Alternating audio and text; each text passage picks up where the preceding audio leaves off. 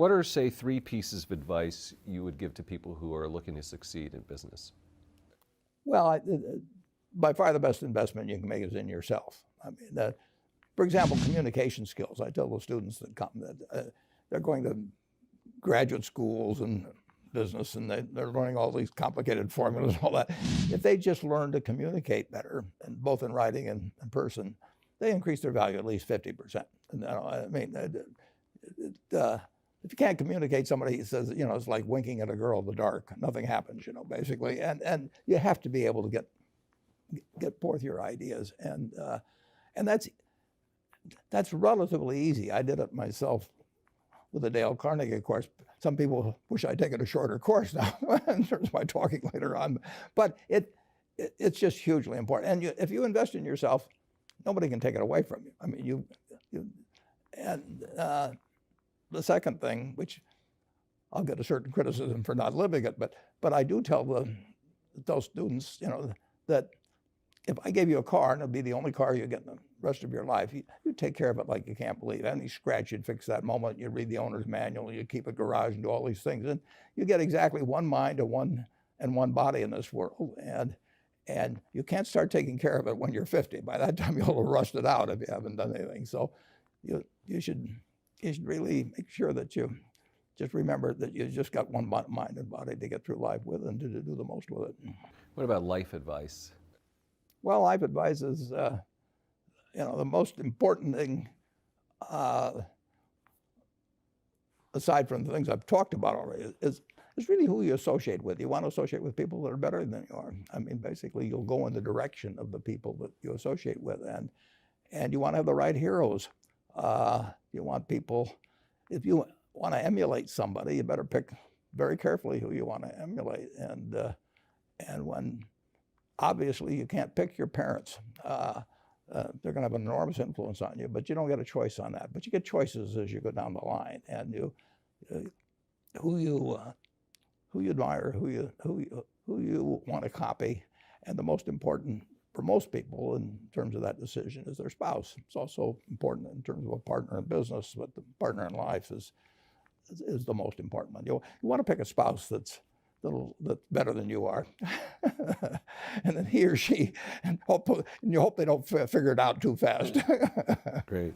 Biggest mistakes people make when investing? Well, they try to, they just don't realize that all you have to do is just buy a cross-section of America and then never listen to people like me or read the papers or do anything subsequently. They think that because you can trade, you should trade. You buy a farm, you buy an apartment house, you can't resell it tomorrow, and the cost of moving around.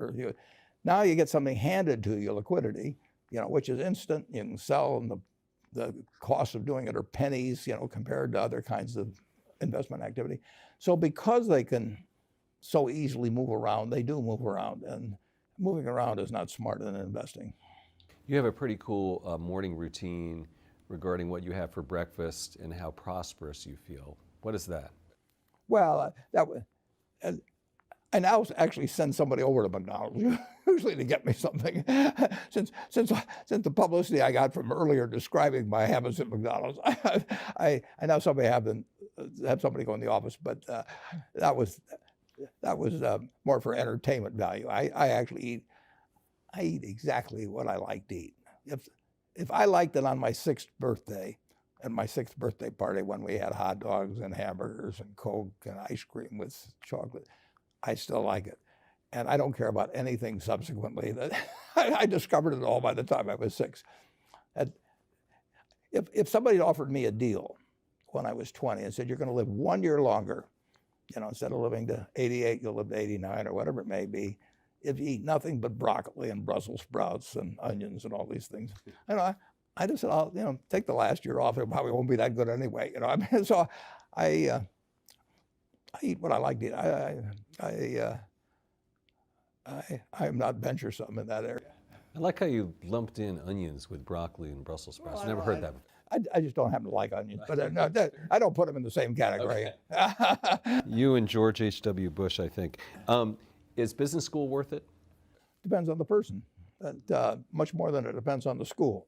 I mean, I wouldn't worry some people are going to get a lot out of advanced education, and some people are going to get very little. And I don't even think it's important that every person go to college at all. I mean, we have all kinds of jobs at 70 or so thousand a year, 80,000 a year, that college training is not of use. And I actually was not keen on going to college myself. Yeah, my dad kind of jollied me into it. He could get me to do anything. But if they'd had an SAT test in those days, he would have taken the test for me. but because I knew I could have a good time, and I liked investing, and I didn't really feel I could read the books. So I don't, it's a big commitment to take 4 years, and the cost involved, and maybe the loans involved, and everything. And I think, depending on what your interests are in life, I don't think it's for everybody. I think it's for a lot of people, but there ought to be a reason you're going, and I didn't really see much reason. Got it. Favorite book? Well, the favorite book from the book that had the most impact on my life was The Intelligent Investor by Ben Graham. I knew you were going to say that.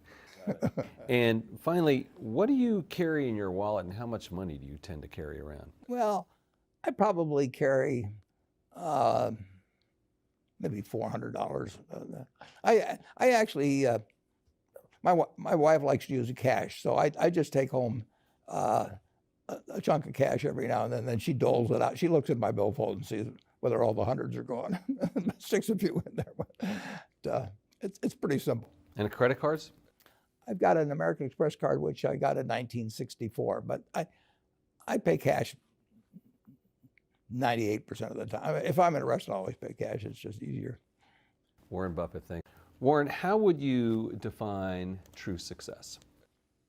Well, I've said many times that if you get to be 65 or 70 and later, and the people that you want to have love you actually do love you, you're a success. I've never seen anybody that reaches that age. I mean, I'm not talking about somebody that's in extreme poverty or pain or something, but I've never seen anybody that, if they have a lot of people that love them, that is other than happy. And I've seen some very, very wealthy people that they give testimonial dinners to and name schools after and everything. And nobody loves them, Their own kids would say, he's in the attic, Nobody ever came.